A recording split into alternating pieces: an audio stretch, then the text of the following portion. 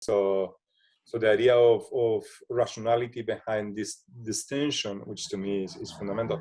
So if you think about it, this distinction between boosts and nudges is also a philosophical distinction, and is in the heart of the dispute between what they are doing, the Max Planck Institute, what G.E.E.C is doing, and Hertwig is doing, and what nudges are, are meaning. So on the one hand, you have nudges, which are based on this duality, system 1, system 2, and that they consider more or less our rationality as flawed.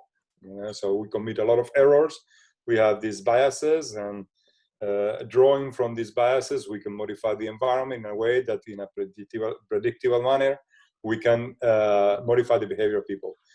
Boosts, on the other hand, are this optimistic approach to rationality. And I said optimistic, although this distinction between pessimistic and optimistic approach is something that G.E.E.C doesn't like much, because he thinks that it's a very superficial distinction, does not go into details. But I think that this optimistic and pessimistic approach can go beyond the surface, because what G.E.E.C assumes, and other evolutionary psychologists and economists, is that our rationality works in a specific way because it has to match the structure of the environment, and that is what Herbert Simon started in the 50s. This idea that our rationality is psychological, and it has to match how the environment is set,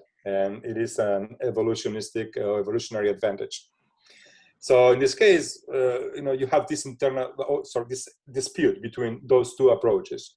So nudges think, well, people are hard to educate. Mandates are not good. That's why it's libertarian. The best and more efficient and more economical approach is to modify the environment so we can get the desired outcome. What boosts are doing, and coming from this Max Planck Institute and others, is to say, well, there is a problem with autonomy. If whenever you're trying to nudge people, a lot of these nudges work, and some of them not, but a lot of these nudges work better if they surpass our conscious part of the brain. So if they go under if we are not aware. So our autonomy may be compromised whenever we are nudged.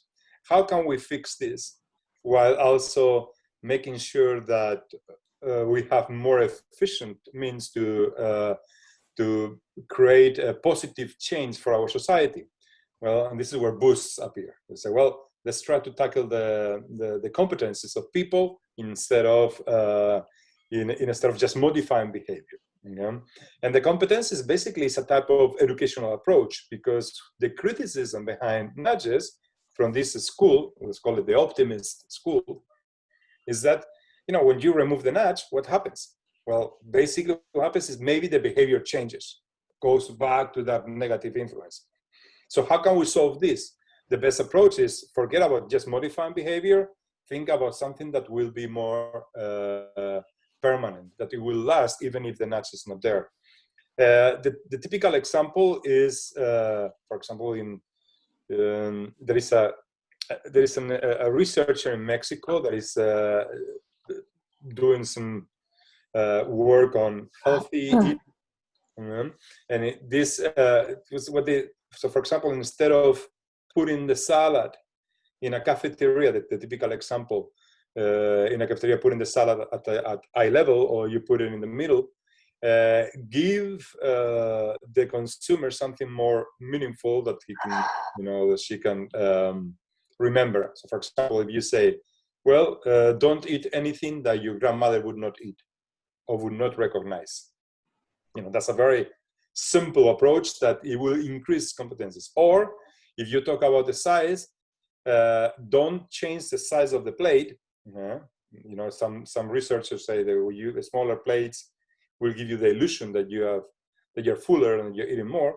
Just have the competency with you just in case that plate is not in front of you. So for example, eat always the size of your fist. Okay, so if you have your fist, you more or less you put it there, and this should be the size of the plate that you are serving. So basically, that's the practical approach to how to make a distinction between what is a boost and what is a nudge. So one is something that you can carry over even if the nudge is not there, and it changes the way you behave because you have internalized some type of educational heuristic. Yeah? Well, what I claim, and this is part of the work that I've been doing, there is an article coming soon about this, is that, well, we have three different ways to understand rationality. Okay? So rationality in social sciences or in economics is always instrumental. That's how it was defined. Okay? So rationality is the way we decide in order to arrive to the most efficient way to our goal. So in that case, this instrumental approach of rationality is what nudges are using. They think, okay, if you think about it, if I want to eat healthy because I want to lose weight, rationality will help me say, okay, well, this is very simple. Do not eat food that will make you fat. It looks like a very simple message. I've been on a diet, I don't know, 20 years of my life. And it's difficult. It doesn't work. These simple instructions are not working the way they're supposed to be working. So in this case, this is why Tversky and Kahneman started to talk about how irrational we were. And the same school, which is the school of nudge theory, Cass Sunstein, with nudge and Richard Thaler, said, well, we are irrational. But I think we are not irrational. So in that case, my position is following the line of thought of G.E.E.C and Hertwig, but adding other components to rationality. I don't think we are irrational. I think that we are perfectly rational. We just need to understand how our rationality works in a specific context. If nudges want to be more effective, or in this case, if public policy makers want to be more effective, they need to understand how rationality works. And it's not only instrumental. Sorry, it's not only something that would like to make us go from one place to another place. Think about voting. Okay, why do you vote? Mathematically, it would be irrational to vote, because the chances that your vote will affect the outcome of a general election is almost zero. I mean, you can stay at home, you can relax, watch some soccer on TV, and don't go to the voting polls, and the outcome of the election would be the same. So why people go to vote? Well, because people are not only instrumental. When people go to vote, they are not only thinking about how your vote affects the general election. They vote because they have other different types of rationality. And these are the other two that other policymakers should consider. The first one is social rationality. And this is what Cristina Bicchieri is doing in Penn State. Cristina Bicchieri, what's his name? Is German Eugene Dimant. They're both working on this type of social nudges. Okay? So, for example, what are we going to do? How are we going to behave? Well, according to what we see. You think about the masks and the COVID-19, the coronavirus. If you can tell people to wear the mask, you can create nudges, or you can show a lot of people wearing masks. Our social rationality, whenever we see a lot of people wearing masks, it's going to want us to put the mask on. Okay? And that works for a lot of things. It works for vaccines, for example. I was telling you before that I do a lot of work with vaccines. One of the most successful efforts to increase vaccination rate in the United States is when Elvis Presley, Elvis Presley, the singer, appeared on TV getting a vaccine. And automatically this type of social rationality moved people to get vaccinated. You see people doing it, and that is a more effective way. And that is what some people are doing in Penn State.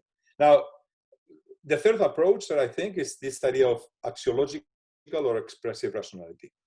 So you have instrumental, okay? We want to get to things. We have social, and then we have expressive. And this idea of expressive or axiological rationality is something that I studied with Max Weber. And then it was again used by Raymond Boudon in France. And this idea is, well, we also behave because we want to express ourselves. We want to express our tastes, what we like, what we dislike. So for example, when we vote, sometimes we have the irrational thinking that our vote will be making a difference. But also we vote because other people vote and we are social entities. You know, this Aristotelian idea of zoon politikon, you know, this Greek approach that we are social animals, or even I remember Aristotle said that anyone who is able to live outside of a society is either a god or a beast. Okay? So we are social animals. We want to imitate what others are doing, and then we have this idea of we like doing things. Okay?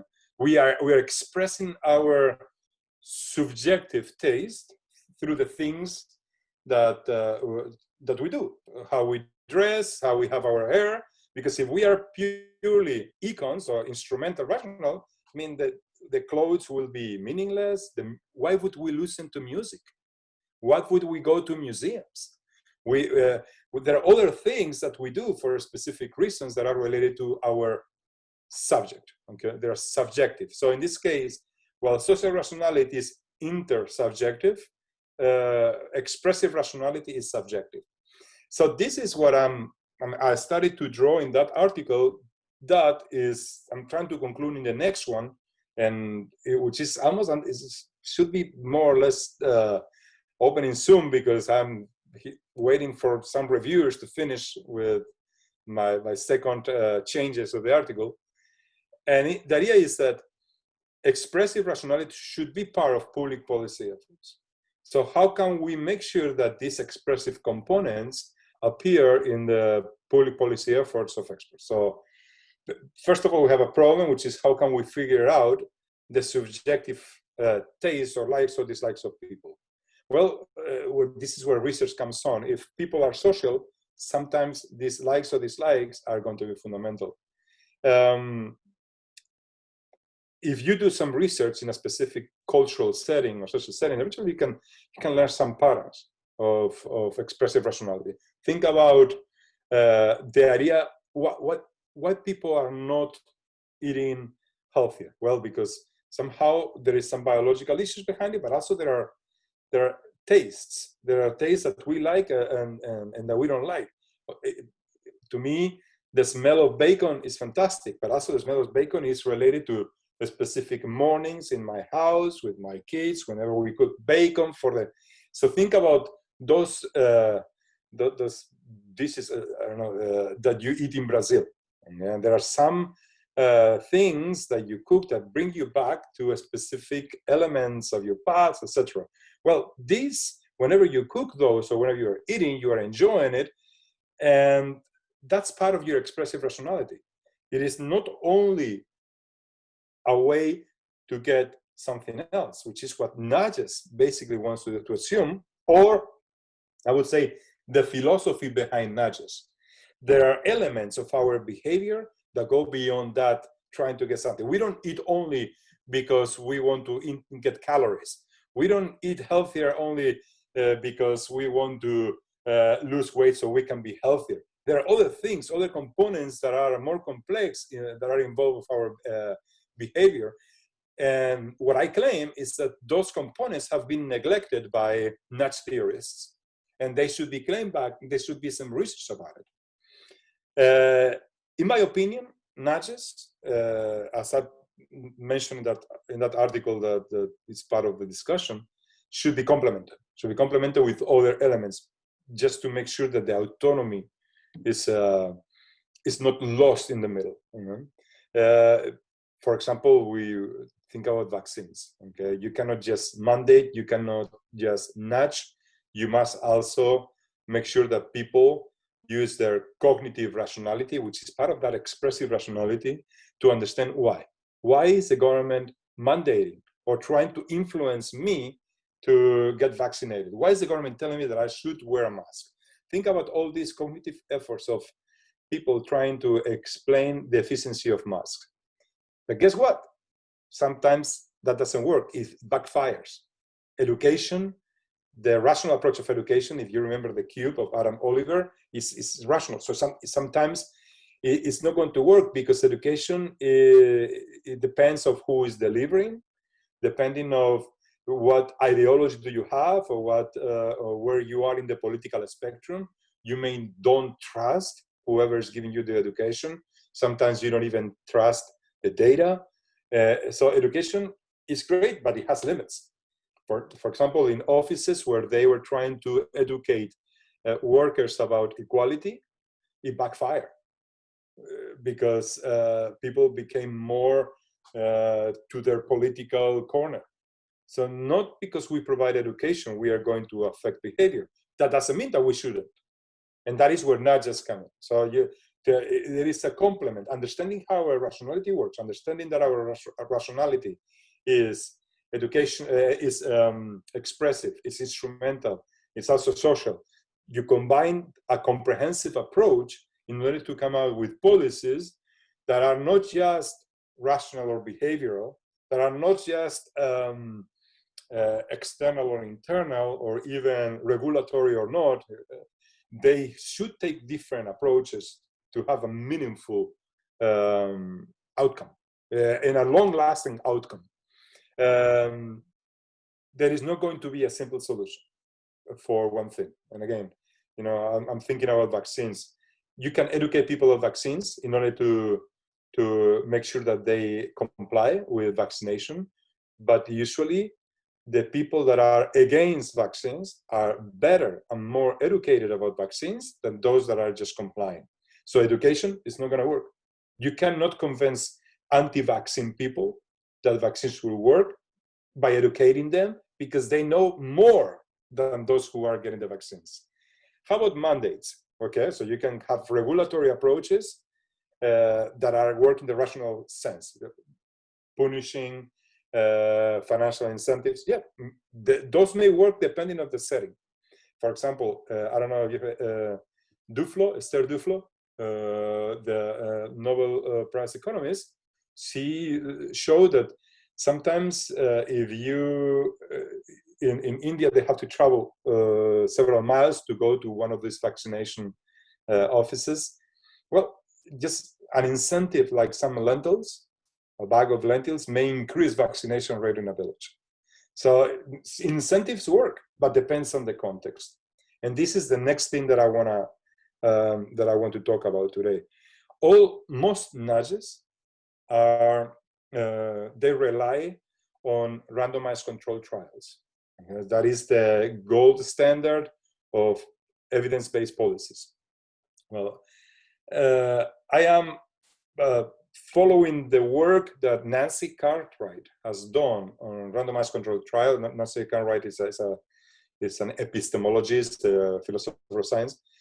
I try to use her work into nudges. And I think that although randomized controlled trials, in order to prove that a policy may work in a specific place, are needed, because at least they can show that the policy will work or the nudge will work in a specific setting, we cannot externalize those results to another culture, society, or even moment in time. We need something else. We need a more deliberate approach. How can we obtain that? Well, we need to have different ways to understand why people are not doing what they are doing. What are the reasons behind it? And the reasons behind it imply that we need to understand the rationality, the expressive rationality of the people. It is not only enough to change the behavior of someone so you can make sure that they will eat healthier, lose weight, vote, or vaccinated. We need to understand the reason behind people avoiding what you want to change. And to do that, you need to understand that humans, we have this comprehensive approach to rationality. It will help you understand what is the problem, and it will help you understand how you can arrive to a policy and a solution. So understanding how can we change, my dogs, sorry, are barking. I don't know if you can hear them. Sorry about that. If you can understand how you can, so some people decide to avoid vaccines or not eating healthy or throw trash on the street. Okay? And you want to fix that, you need to understand the reasons, because people are not irrational. People most of the times have reasons for doing what they are doing. We just need to understand it. As policymakers, if you understand those reasons, that expressive rationality, together with the social rationality and instrumental approach, then that comprehensive approach to rationality for a policymaker can help you create a more robust policy. Could be a mandate, could be a nudge, it could be a shove, it could be a budge, or if you're a marketing expert, a sludge.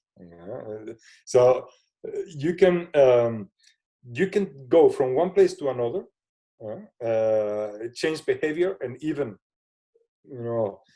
change the behavior permanently by attending all the different parts of rationality.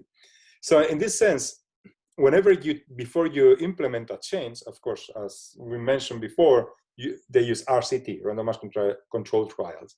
Well, the best thing that they can do here, because randomized control trials only measure the change of the behavior and if the intervention is successful or not, you need to go beyond that. A randomized control trial is something that you do in a specific setting during a specific moment of time. And then you may think, okay, this policy works here. But most nudges, what they try to do is they externalize those results and they try to apply to different places, or even in the same place, but in a different moment in time. And in that sense, we have to watch out for this efficiency of nudges, because sometimes they are not as efficient as it shows. Nudges, they backfire. They even push the opposite result. You have, as I put in the article, the seat belts or creating regulation for vaccines may create the opposite effect. In that case, in my opinion, this comprehensive approach of rationality can solve a lot of the issues that nudges are showing, without forgetting the behavioral aspect of what we're doing. But I wouldn't call it irrationality. Okay? I would call it, rationality is bounded, but that does not mean irrationality. And I think that is the first thing that whenever Simon, his study of bounded rationality, when he doesn't coin it in administrative behavior, but he does it later. The idea is not that bounded rationality means irrationality. It means that it's bounded. And that's why he changed from limit or limited rationality to bounded. Okay, but it has bounds. That doesn't mean that we're idiots. We're very bright people. And those deficiencies, those biases are not such if we are able to match the correct environment and where to use it. So considering all these different points, I think I've gone all over the place. A revision of the meaning of bounded rationality, an inclusion of other aspects of rationality like social and expressive, can make behavioral public policy more efficient, and something that we can apply to other places. So I don't know, I mean, more or less this is it, what I wanted to say. I don't want to keep talking. Questions?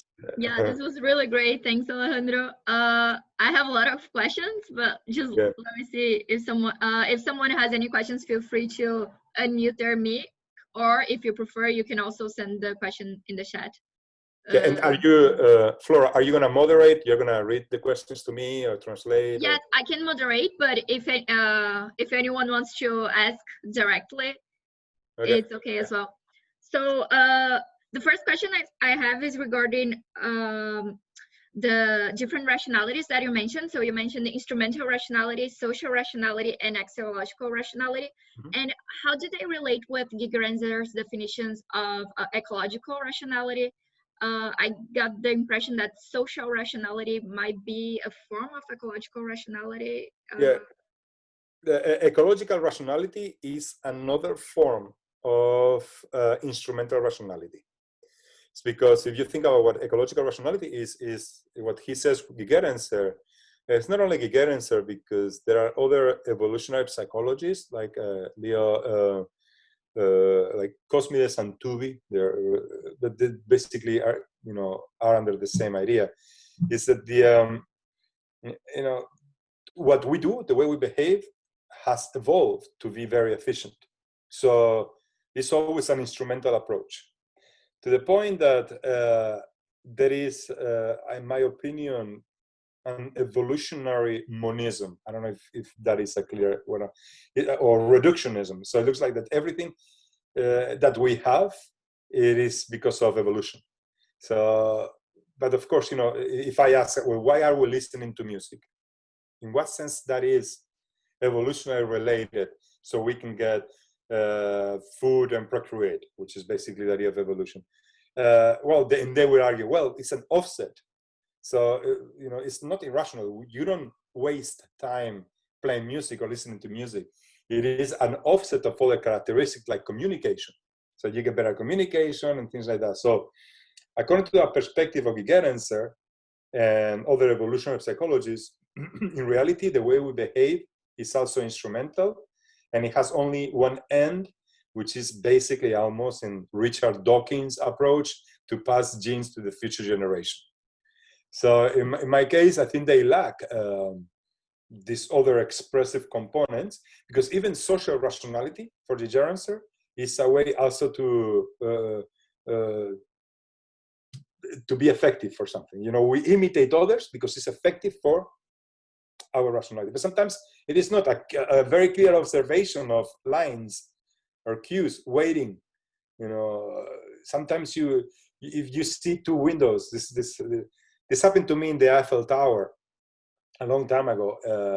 There were two, there were two doors, and in one door there was a huge line, and the other door was empty. So the idea is, people tend to imitate because, of course, it makes sense that you are not going to be the smart guy who but why everyone is lining up behind the same cube, behind the same line? Well, I discovered that in reality that door no one's using it, so I went in. People got very upset. It's open and there's no one here. And I remember, people are like, we gotta go there. Like, we can't. It's like, you're all lining up the same door. So there are problems with this social rationality. We are social elements that sometimes that doesn't mean that we're efficient. In that case, we need to separate these elements. And I think G.E.E.C., Cosmides, they do think that those rationalities are all instrumental, even ecological rationality. And also, I was wondering, does this difference between instrumental and axiological rationality have any relation to an intertemporal choice? So you can have like immediate choice, you will be focused on your axiological rationality, so you have immediate gains that may translate into your identity, but then the long-term behavior would be more of an instrumental rationality approach. Is there any research that relates to it? I don't know any research that connects axiological rationality to this type of intertemporal issues or discounting. The way so of course we want to express ourselves, and most of the times tastes, likes and dislikes are more actual, more present. But I can think about saving for a car that you may like for a future event, and that car is stupid. I don't know, that you buy. I don't know. Imagine that you want to buy a very expensive car that is just not efficient because it is a 1920s 40. It's like, what is this? I mean, you're saving for a future shopping experience in order to express your taste about a car that is old, that does not get good gas mileage. So I think that although you're right, most of the times axiological rationality, we try to show what we do currently. It's possible that there are elements that go into, but they could be rational. I mean, it's rational. It's even instrumentally. You may use your instrumental rationality to express yourself. The clothes. I mean, why? Think about the rationality behind the clothes you buy and what you do to buy them. But you're expressing yourself. You are not just wearing a shirt. You think rationally about what you're going to wear, the colors, how do they match, and that is a component of social rationality, instrumental, and expressive. I hope I answered your question. Related to this question, I was wondering if there is a better or more suitable approach when we talk about one-off decisions, or when we are trying to change like habits, like eating salad. It's like a habit that you were like creating in a long term, but sometimes like a policymaker wants to change a one-off decision. How those kind of rationality relate to that? The best research that is found in order to change habits has been not that much related to nudges, because they are very specific, and you go to a restaurant and they have the nudge to change behavior, but if you go to another, you may not. Or think about the beeping noise of the car in the seatbelt. The research is done with social nudges. Social nudges have been shown that if you're able to change how we perceive what others are doing, and that perception may have a long-lasting effect in that. Or if you're able to tinkle with the cognitive rationality, which is part of the expressive. So really, cognitive rationality, you do things because you believe that those things are true, like religion or a specific type of things that you do because you think that they have an outcome. Although sometimes it is not objective, the knowledge behind it. So what boosts are doing, for example, is to get those heuristics and say, well, we have these heuristics. They are great tools because they are shortcuts that are going to be efficient in a specific context. So how can we focus those heuristics and make sure that they are used in those only specific settings or circumstances or that specific environment? And if we learn those little tricks, then it's easier to have a long-lasting effect. Social rationality and social nudges have been successful in doing this change. But again, you need to run those natural experiments and observation to see how long the effect will last. I don't know. I don't know if I answer your question, or is that what you were trying to?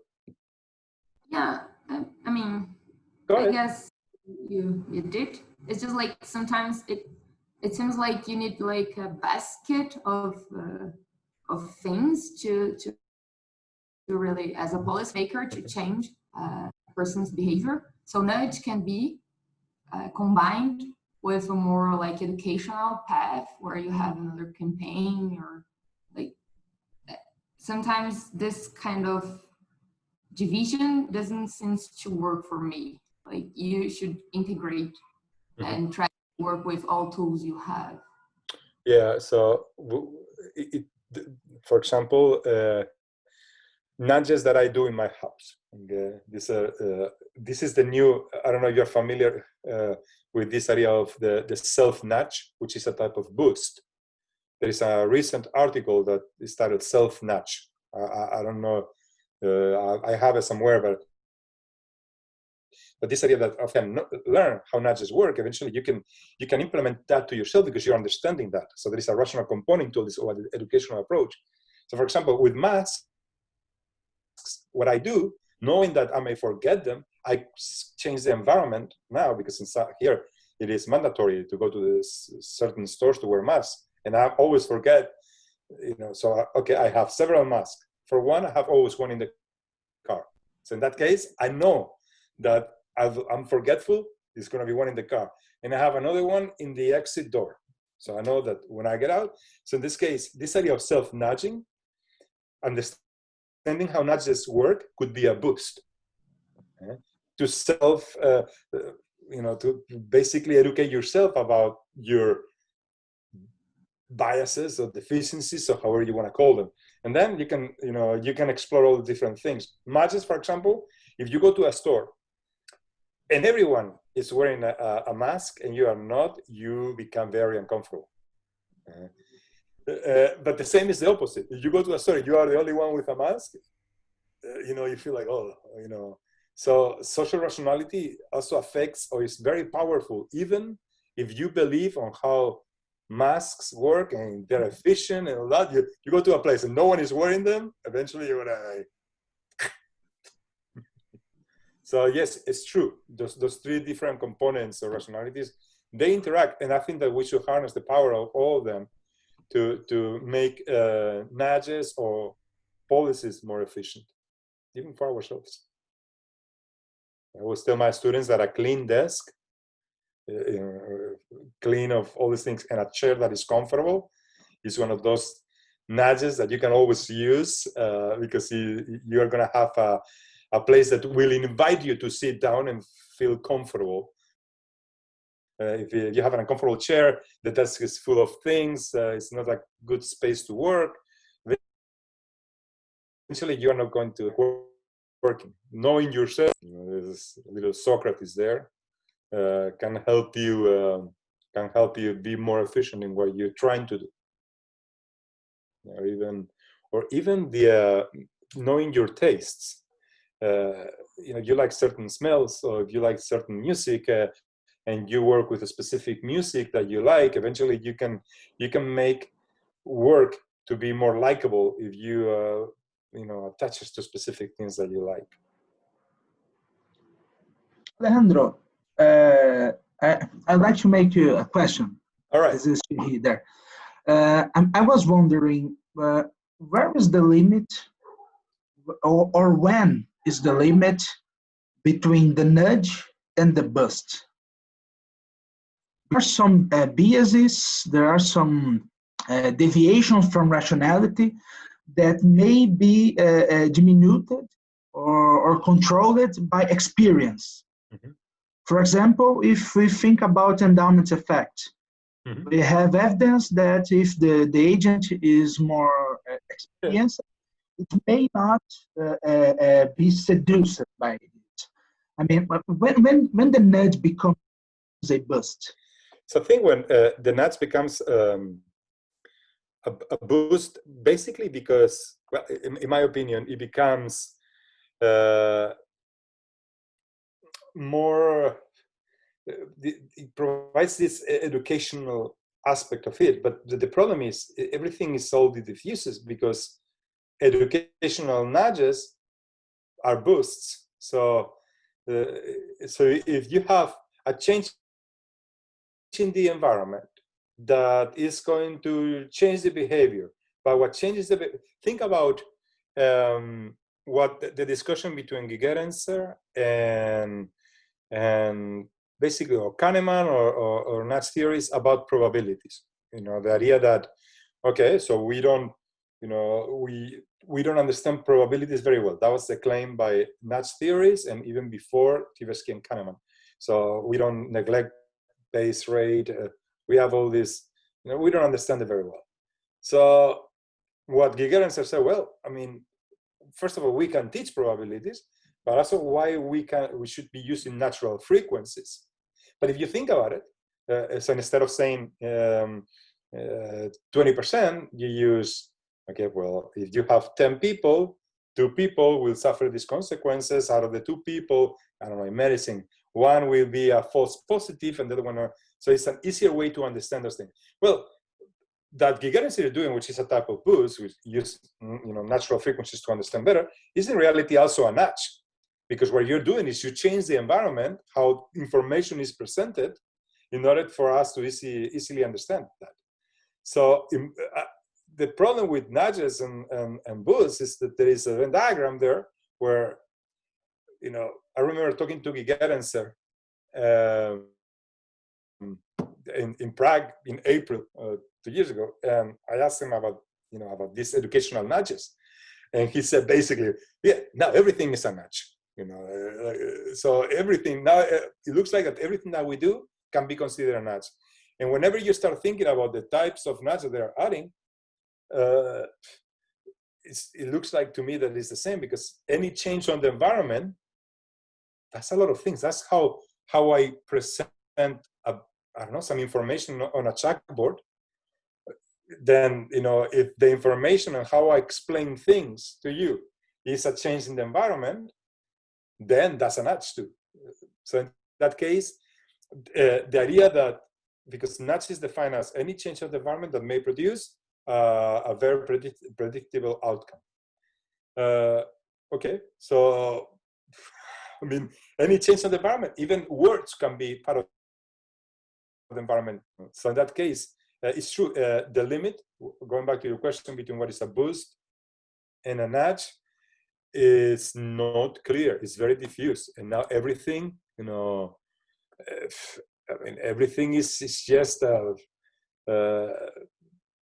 everything is just nudges. I mean, that's what I think.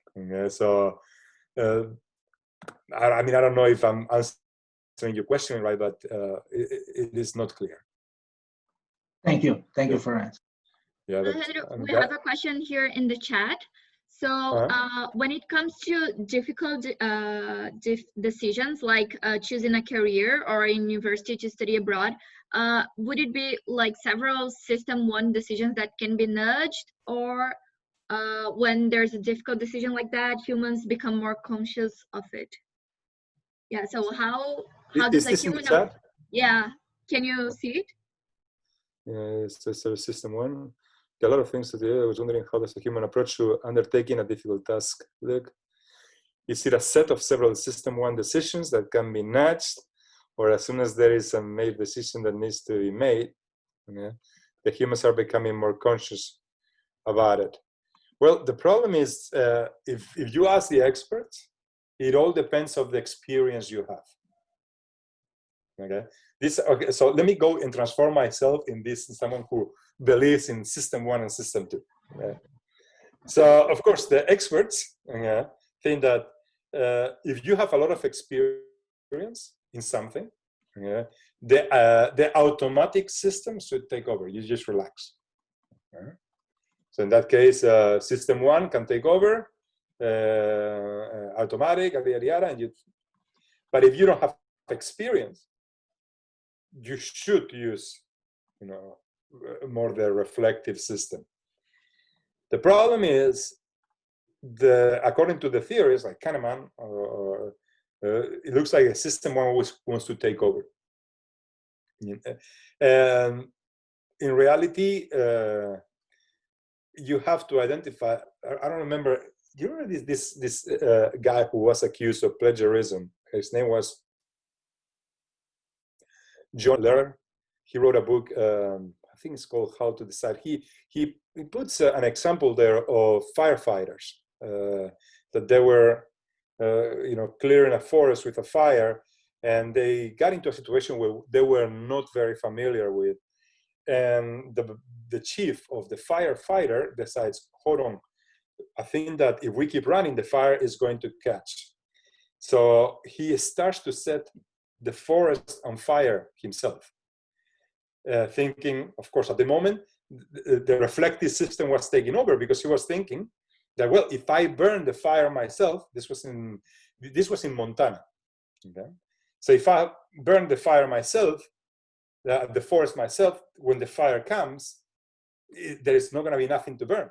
But the other people were freaking out and thinking that he was just becoming crazy. So they left him alone. Well, he burned a region of the forest, and he lay down. And the other firefighters, they ran. Of course, the fire arrived to this guy, escaped the guy, kept going, and killed the other firefighters. And he was explaining this to basically to tell us that in complex situations where you do not have experience, you have to stop and use that reflective system. If you have experience, let your automatic brain take over. Think about a pianist or a guitar player. If you start thinking about where to position your fingers when you're playing a song, you're gonna mess up. Don't think about it, just play. So I think that in complex situations where you have experience, I think your automatic system will be fine. But if you don't have experience, reflective.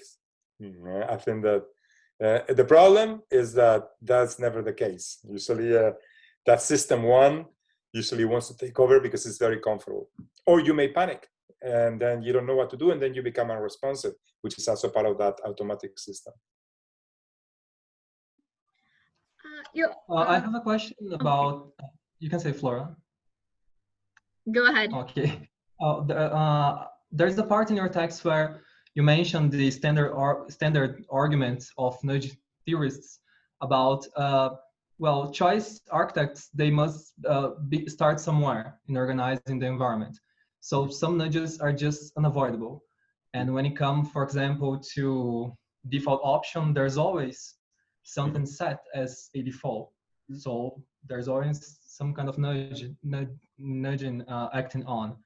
And then you mentioned Barton and Yanoff, and you say that you quote them saying that they have dismissed this claim, arguing that there are scenarios where neutrality can be achieved in the choice environment with education, training, or better design. And I was puzzled about this. I was wondering what kind of situations would show a neutral design. So, okay. So, for example, you may rotate. Think about a student in a classroom. Okay, the way information arrives to people, and how people are sitting, that affects a lot. So you can have a rotation of elements. You can have, you can have changes often in order to reflect different approaches. And I think that changes could be a neutral way. Neutrality is very difficult to achieve because it's always going to be, like the example of the salad and the pizza. You always going to have to put something at eye level. But there are elements I'm thinking about. Okay, so this is some personal thing that I'm upset with my university. My university, by default, our retirement plan has assigned a mutual fund. Okay? And that mutual fund, it is set in a way, risk, etc., for us to retire when we are 65. Okay, so they have an investment portfolio of different, different funds, different stocks, depending on how young we are and how old we are. So in my case, I'm in the 40s. At the moment that you're getting older, they reduce the risk. Well, that's the default. So if you're 40, this is your fund, or investment portfolio. If you're 45, this is yours. You're 50, this is yours. You're 20, this is yours. Well, of course, after a couple of years, by default, going to that, I looked at the outcome and the results of the investment, and what I found is it was underperforming the basic, general, the rule. You invest the whole. So I transfer all my funds to a basic index fund, based on the based in the general in the collection of all the stocks and everything, and it's been outperforming much better than the other fund that it was assigned by default for already 10 years. So of course you can say, well, you have to put one. Well, if you don't put it, the problem is maybe people will not do the case, but maybe this is where nudges, you do have to put one, but maybe it should be in a way that we can understand what's going on. So maybe you should put one, but also you should include certain aspects to make sure that you can understand what you're doing or opting out. It's true there is no, eventually you have to organize the setting, but you can rotate. You can, remember the sludge control that Sunstein is trying to achieve? His Sunstein, he wants to create a sludge control in all the corporations and offices. I think that that's fundamental, because if you create a nudge, but the nudge becomes some sludge, you have a problem, which is what is happening here. But those funds are still the same. How can we arrive to a neutral scenario in certain aspects of the choice architecture where you can rotate elements? I think that could be a good way to approach a neutral scenario. And some of them you cannot. There's no way to arrive to this type of neutrality. And then this ways you're going to have hopefully a benevolent choice architect that hopefully is setting up things for the benefit of the society. But neutrality, I don't know. So it's organizing, and whoever is organizing is going to have some decision power and some expressive rationality, because we cannot forget that the choice architect is not a rational entity. Is in the sense of rationality and instrumental. It also has expressive rationality and has social rationality. So eventually, imagine an algorithm. I'm thinking about algorithms here that are trying to help judges have just sentences. So there are algorithms that are in place to help them, because all the research that if the judge has eaten, then it would be more lenient. But if the judge is hungry, the sentence will be, higher. So they think, oh, well, this is what we can do. We can do an algorithm, and we'll help the judge decide how many years of a sentence to prison will assign. And what happens is the algorithm is also corrupt, because the algorithm took into consideration the amount of times that someone was arrested. But the problem in the United States is that there are more people arrested in the poor neighborhoods because there is more police, not because they commit more crimes. So eventually, the algorithm is also reflecting some biases. I don't know. That's a great question. How can we arrive to neutrality in choice environment? I think that changing things around often. We'll see.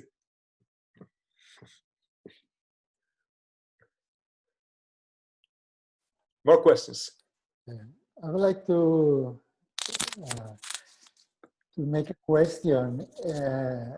Well, first of all, thank you very much to Professor Alejandro for being here. I think it's a great privilege to have this meeting, and also to Flora for organizing.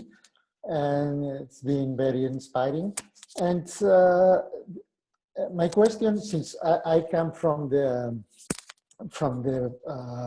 I don't come from the public policies area, and when I read the articles, I see a lot of politics involved. When we were talking about the difference between nudge and boost, I wonder to what an extent this difference or this confrontation comes from ideology or from politics, because since we are departing from public policies, it's important that public policies, they need to have a political justification. So in that respect, nudge can make some trouble, and boost probably is more politically correct. So in that respect, I think that the Yanoff article mixes science and politics in a way. I mean that what it should be a scientific comparison ends being more ideological. It's a bit influenced by ideology.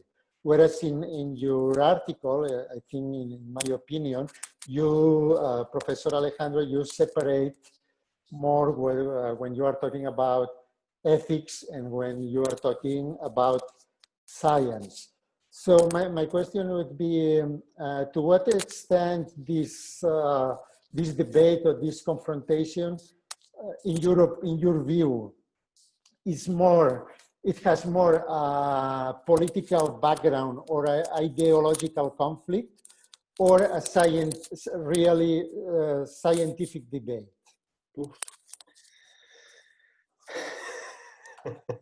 That's a tough question right there, because, okay, so the science behind it is in policy is about efficiency. It is not about if the policy is ethically correct or not, most of the time.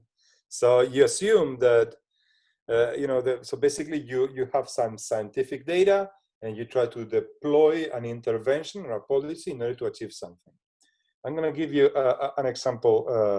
I don't know, I'm thinking about genetically modified foods. Okay, so genetically modified food, there are nudges. For example, not here. It is not mandatory to label GMOs.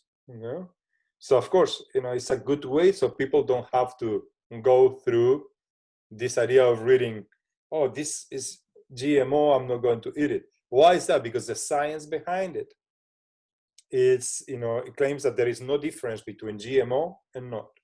So the policymaker says, if the science tells me that it's the same, why should we label it? On the other hand, it is the ethics of the consumer demanding that information, and what is right and what is wrong, or the value aspects of it. And the policymaker, I think, does not care much about it. And the only thing that she cares about is, well, when I put this policy, sometimes the policies are based on my ideology, not on what I think it works. For example, in the debate about police, okay, here in the United States, a lot of people are saying police is great. A lot of people are saying defund the police, so let's remove part of the money and give it to other resources like social work, education facilities, etc. Some people say that we should abolish police. Those are ideologies. Where is the science? So the science, for example, that shows that with more police or more funding, there is less crime or more crime. And I think that is the scientific aspect of it is what we are forgetting. So when a policymaker comes in, like, no, we are going to give more money to the police. They do that because there are millions of voters and citizens that they have this expressive approach that think that is the correct thing to do. But the science is not there. So the ethics of it will be more related to our values, what is right and what is wrong. Removing, funds from the police, I mean, maybe it works, maybe it does, but no one is showing any data. So in that aspect, nudges are washing their hands because they say, we are not forcing anything to anyone. Boosts are trying to change the way we think about the stuff. And in that sense, they provide education approach, but they are also washing their hands. Ultimately, in my opinion, so this is the ethical part is a very complex thing to entertain because there are different people thinking different things. Policy should be based on what is efficient and based on data. What increases life expectancy, it reduces the risk level of getting a disease, improves the life standards of someone. If we can understand how we can get that, then the policymaker's job would be just basically understanding that people may have different opinions, present the information, and try to have different approaches to policies, including nudges, education, everything, so they can understand. And if they don't, and it's a personal level, they should have a possibility to get out of it. I don't know. I think I've been all over the place. I don't know if I answered your question, I was influenced by the name of your name, Peña Barcelonista, and I'm a Real Madrid fan, so I may didn't answer on purpose. Sorry, because I am using the Zoom of the Peña. I happen to be the president of Peña Barcelonista of Sao Paulo. So okay, I saw it. I was suffering. I was like, I don't want to lie to these men. So we don't share the same the same footballistic passion. Yeah. Thanks a lot. Thanks a lot for your answer. I don't know if I answered your question. What? No, very good. Thank you.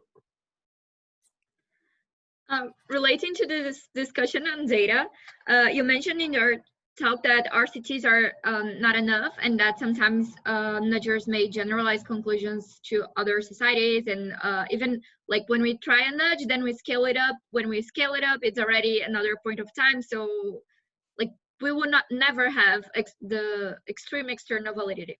But at the same time, what would be a more adequate or a complementary methodology in order to achieve what you mentioned, to understand the reasons behind it? So in a public policy point of view, that we need to understand how things act in a society. So in a massive way, how do we get this general look, and not like, because different people may have different reasons, but this will lead to the same outcome. And how do you prevent you going to this other kind of reasoning? And yeah, in a public policy, we can like generate insights from that point of view. So the idea is RCTs are good. They should keep being used, but they can only tell you that something works there. And that is the best start. Then, you do need them. Start there, because at least they can show that the policy has worked somewhere. Okay. And then after that, of course, then you start applying, but before you apply that, or you externalize it, or you extrapolate the results to something else, you have to have other approaches. Deliberation. Okay, so for example, having a deliberation team that includes members of the target population. It's something as simple as sitting down and think, okay, what do you think? In marketing, they know this. They have study groups, and they present, the consumer goods to different types of people, and they understand, like, what do you like? Why don't you like?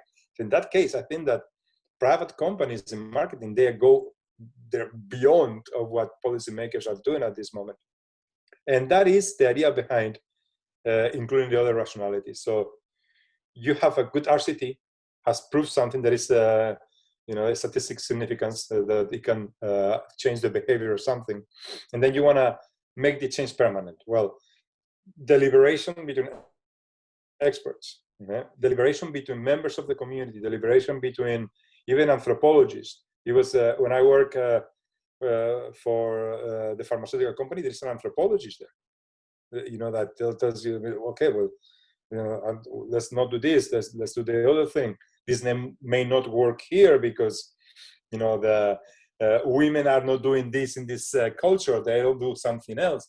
So this type of deliberation, which is part of how science worked before, it should be bring back to nudges or any type of evidence-based policy. But the problem is now evidence-based policies are just reduced to RCTs, and they're like machines where I do this intervention, this is out, and I go ahead and implement it, and there's never, a reflection between different experts and members of the community about the implication of this. Back this type of deliberative approaches and also observation can make nudges more robust, nudges or other policies. And those are practical. The practical things. The problem is you're contracting a lab, like the lab that we work in Prague, or behavioral insights team, and the lab is somewhere else. They tell you to run, they get the data, you put the data, they go somewhere else. I don't know, it just looks like it's not all math. The You need someone there telling you this is not going to work, this may work like this. And that process of deliberation, of thinking, I think is important. And I don't want to sound, philosophically, out of this world. I mean, I think thinking in the sense that you get together in a room with 5 or 6 people trying to figure out if this is going to work, what would happen here. It's done. That's how they're doing things in not only, like, again, the pharmaceutical companies. There are discussion groups with different types of experts about different types of interventions. So this is happening. But I think the way it happens is always going to go back to an RCT and to check if it works or not. And that's great, but you need people in that community, for example, to tell you, yes, this is going to work, this is not going to work. What works in Brazil may not work here. This would be like to combine qualitative methods to understand why a certain intervention worked. So maybe focus groups or surveys. Yeah, so for example, okay. Yeah, for example, if I'm going to increase vaccination rates in Brazil, well, first of all, it's not the same to go to Sao Paulo, that the regions. Sao Paulo is different, or if I go near the Amazon, maybe it's different. If I try to implement the same thing from there here in the United States, it's going to be different. So in that case, you do some qualitative approach, but also asking people in the community.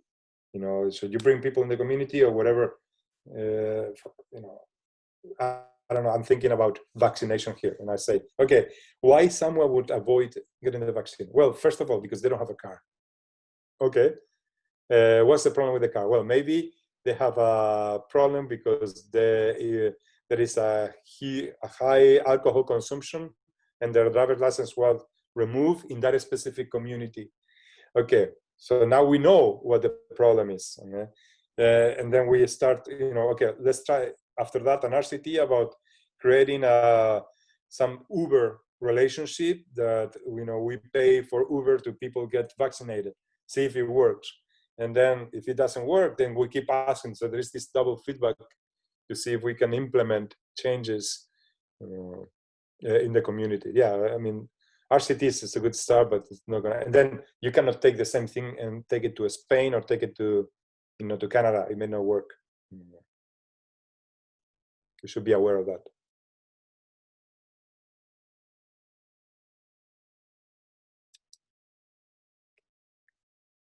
Anything else? Is that it? I'd like to do a final question then. So, right. In your opinion, what is the biggest limitation of behavioral public policy? Like, is there something that they're getting wrong, or in that it should change, or that it should improve? Like, what would you imagine the next years in order to the future advance and to move forward into understanding a bit better about human behavior?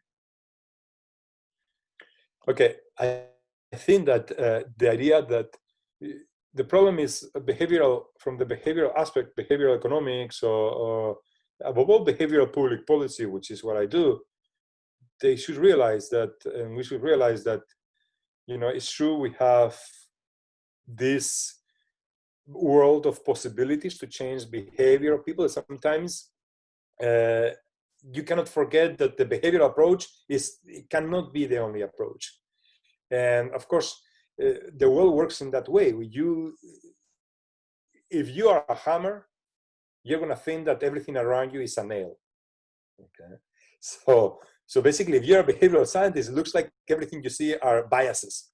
So you have a list of 150 different biases. We're idiots. I don't know how we survive. So I think that expanding a little bit and from the behavioral perspective and say, well, there are other components. We are not as stupid as we are. We are not as irrational. Usually people have good reasons for doing what they're doing. If they're eating this, you're putting all the weight on the, you're putting all the weight on the individual. You're accusing the individual of being irrational. That's the first thing. The second thing, when you nudge people because you think they are irrational, and this is, I'm going to get a little philosophical, you are removing the possibility of moral deliberation. Okay. And that is important because we are humans that live in society. So imagine that I need a nudge so I don't cheat on my wife. Okay. So of course, you know, I never get presented with the possibility of doing something morally wrong because the external environment has been removed. So when I open the fridge and I see the pizza and I see the salad, it is important to have that dilemma in front of us so we can morally deliberate about what is right and what is wrong. Whenever we are removed or whenever the situation is hidden, I think we are eliminating the moral deliberation that makes us human, the ethical aspect of it. And it looks like that we are always morally correct, and everything that we do wrong is because we are irrational. We eat more because you know, we are set up to do that. We don't save money because we have this discounting. So eventually, okay. And my fear is that morality is being diluted in irrationalities, and now we don't have moral dilemmas that we should face, and we should be strong. And since we are absent of the dilemmas, we are not being stronger. Morally speaking, you don't have to face and control yourself. You know, the moral idea of controlling yourself, you know, because you going out for a run, you know, exercising. Sometimes it's painful, and sometimes the idea that is painful should be eliminated. But you have to, you know, like, what is the right thing to do? Voting, you know, just voting is a good thing to do. We should vote. But you should find the dilemma and say, okay, let's be strong. And I'm afraid that nudges, since what they're doing is saying that we are irrational, some of these irrationalities look like moral problems that we have. And since we are not exposed to them, we cannot solve them. So we are becoming demoralized by behavioral economics or behavioral public policy. And that's a fear that I have. Sometimes we need to find ourselves in the middle of the problem and having to control or to act. That's my approach. Well, thank you so much for all those insights. I really enjoyed your lecture and the group discussion overall. So thank you one more time, and we make ourselves completely available to any further discussions. And does anyone have anything to add? No? Okay, so thank you. And yeah, hope stay safe, stay healthy. E pessoal, we'll be in touch. Thank you so much for the invitation. Bye bye. E pessoal, se alguém não tiver nas redes e nos grupos do G.E.E.C, por favor, entrem em contato. A gente tem um grupo do WhatsApp onde combina os encontros, e eu também posto tudo no Facebook do grupo. Então, enfim, eu vou também disponibilizar a gravação. Obrigada aí por participarem. E a gente combina o próximo pelo grupo, pode ser? Se bem que... tem. A gente combina o próximo por lá. Talvez o próximo tema e a próxima data de julho. Tá bom? Ok. Obrigada. Tchau, tchau.